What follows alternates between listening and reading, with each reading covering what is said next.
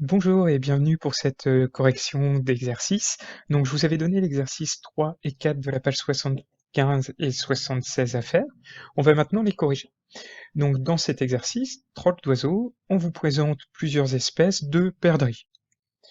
Donc, le genre Alectoris, il existe 4 espèces, Barbara, Ruifa, Graeca, Chucar, que vous trouvez réparties dans ces différentes zones aux différentes couleurs qui correspondent. On va s'intéresser plus particulièrement dans cet exercice à deux types de perdrix proches de chez nous, donc celle du genre Rufa et l'autre à côté du genre Graeca, parce qu'à certains endroits, elles se chevauchent. Le but de l'exercice, c'est est-ce que ces deux perdrix appartiennent à la même espèce ou pas. Donc, on va regarder tout d'abord au niveau des différences. Ce qu'on peut constater, c'est que bien qu'elles aient le même plumage, elles n'ont pas exactement la même taille. La perdrix graeca est un peu plus grande, et on observe au niveau du collier et de la tête des petites différences au niveau du plumage. Apparemment, elles ne se ressemblent pas. On sait que le critère de ressemblance fait partie des critères qui peuvent faire qu'on appartient à une même espèce, donc elles sont plutôt dissemblantes. Quand on regarde leur répartition géographique plus en détail, qu'ici, on constate que les zones sont quand même assez séparées. Donc, la première perdrix Graeca, ici, on la trouve essentiellement dans les Alpes italiennes, et un petit peu ici au niveau du centre de l'Italie, tandis que l'autre perdrix Rufa, on la trouve plutôt dans cette zone-là, à part quelques endroits où elles sont en contact, on peut dire qu'il y a un isolement géographique, que les deux ne se rencontrent pas. Ce qui peut laisser penser deux espèces qui ne se rencontrent pas géographiquement, qu'elles appartiennent à deux espèces différentes. Pourtant, quand on regarde bien, au niveau de la population, on constate que ces deux perdrix peuvent de temps en temps avoir une descendance fertile, c'est-à-dire qu'elles peuvent avoir des descendances qui peuvent avoir des enfants. Ce qui, au final, fait que pour le moment, elles appartiennent toujours à la même espèce. Par contre, d'ici quelques années, ça lui donnera sûrement, avec l'isolement géographique, deux espèces différentes. On appelle ça de l'endémisme. Donc l'endémisme, chacune va être séparée par une barrière géologique, donc ici les Alpes, et elles vont plus pouvoir se rencontrer. Du coup, les allèles, les phénotypes, commencent à être différents. Donc pas la même apparence, pas le même phénotype, pas les mêmes allèles. Donc petit à petit, on regarde la répartition, la composition génétique de ces deux types-là. Elles commencent à diverger. Et c'est ce qui fait qu'on aboutit petit à petit à des espèces différentes. Donc si vous avez répondu à la fois oui et à la fois non, vous avez bon. C'est pour le moment considéré comme deux espèces différentes qui peuvent encore quand même se reproduire. Donc elles appartiennent à la fois à deux espèces différentes et à la fois à la même espèce. En corrigé, ça donne ceci. Donc je vous ai mis droit de l'oiseau. Donc petit rappel, hein, biologiquement défini par les critères de ressemblance et caractère partagé et le critère reproductif. Donc c'est les deux critères importants. Donc une descendance possible. Pour les perdrix, les deux qu'on étudie, donc le plumage est similaire au niveau des ailes, il diffère au niveau du cou de la tête. Ça va. Pour Graeca, le gabarit est plus important, elle est un peu plus grande, on avait vu, hein, la taille moyenne est supérieure, et en plus, on voit qu'elles ont des aires de répartition différentes. Donc on a une frontière nette établie avec pas de cohabitation. On peut penser à ce niveau-là, du coup, que ces deux oiseaux appartiennent à une espèce différente. Mais dans le document C, c'est ce que je vous ai mis au niveau de la zone de contact des deux aires de répartition, les oiseaux des deux espèces possèdent chacun des allèles typiques de l'autre forme. Donc s'ils possèdent les allèles de l'autre forme, ça veut dire qu'ils se sont reproduits.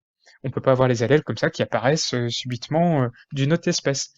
Donc, s'ils peuvent se reproduire au niveau des zones de contact, ça veut bien dire que la reproduction est possible, ici, et du coup que l'isolement reproducteur, il n'est pas total, et qu'elles appartiennent encore à la même espèce. Ça va?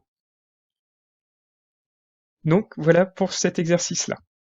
Pour l'exercice 4 maintenant, celui de derrière. Celui-ci était un petit peu plus dur. Donc, ce qui m'intéressait, c'est d'essayer de voir les différentes échelles de la biodiversité. Du coup, dans ce document-là, on va étudier à la fois au niveau de l'échelle ici écosystémique, donc les différents écosystèmes de prairies mondiales.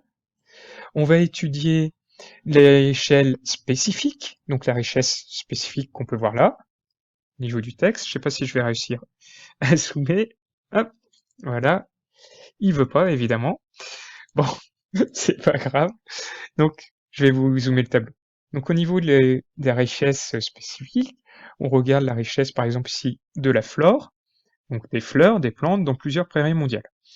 Ça va de rare à moyen en passant par extrêmement riche, et on peut constater différents milieux avec différentes caractéristiques climatiques et les différentes espèces qu'on arrive à trouver.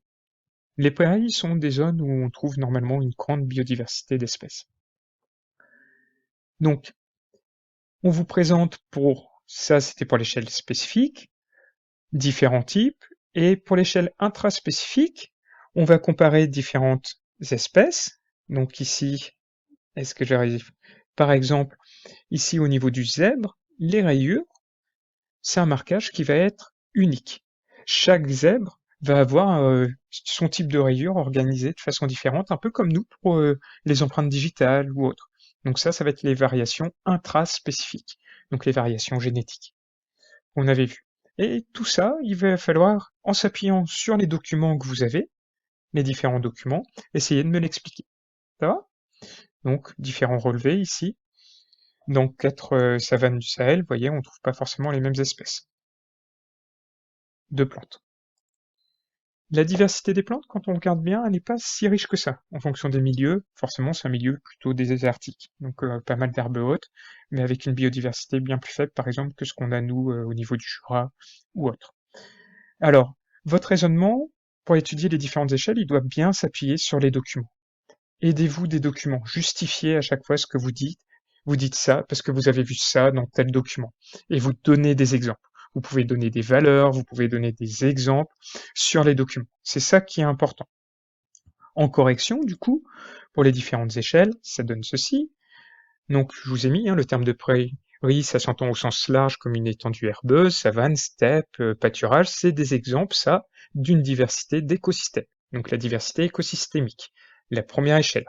Au sein d'un même écosystème, ce que je vous mets, c'est qu'il est possible de repérer un niveau de biodiversité d'échelle inférieure, c'est la diversité spécifique, un peu comme ce que je vous ai demandé au sein d'un même écosystème, on va prendre sur Albert et ses alentours d'étudier la diversité spécifique des oiseaux. Ça va? Il y a différentes espèces d'oiseaux. Là, c'est pareil, avec les plantes et tout ça. Donc, dans le doc A, on justifie cette diversité spécifique, on peut quantifier des espèces végétales différentes, ça va, et octroyer un qualificatif de rare à très riche, comme je vous ai expliqué précédemment. Et c'est ce que je vous mets, donc par exemple, on prend un exemple, au Cameroun, une diversité plus importante qu'au Sahel, mais moins importante que dans le Jura. Ça va? Où on arrive jusqu'à riche. Du coup, après, on passe au doc B. Il indique 4 espèces de savane du Sahel, comme je vous ai montré précédemment, avec différentes familles de fleurs. Ça paraît riche d'un point de vue spécifique, mais en fait, ça s'avère plutôt pauvre si on regarde les familles de végétaux. Donc c'est l'une des moins diverses à cette échelle-là de la prairie, donc que la savane 2 par exemple, qui compte 6 espèces, etc. On compare en mettant des valeurs. Donc c'est ce que je vous mets au sein d'une espèce aussi, on va changer encore d'échelle, on va passer à l'échelle intraspécifique et on peut voir des variations du phénotype. Et l'exemple qui était pris, c'est le cas des zèbres. On a l'impression que leurs rayures et tout ça, ils se ressemblent, mais en fait, quand on regarde bien, elles sont toutes différentes, un peu comme nous, nos empreintes digitales. Donc numériquement, aucun écosystème n'a les mêmes valeurs de diversité spécifique. indiquant au final que chaque écosystème semble unique. C'est ça aussi qu'il faut retenir, c'est que chaque écosystème est un peu unique en son genre. Il y a des particularités, que ce soit les conditions climatiques ou autres, et c'est ce qui fait que plus un écosystème est diversifié, plus il est riche, plus il résistera dans le temps. Et c'est pour ça qu'il faut les protéger. Voilà, merci de votre attention.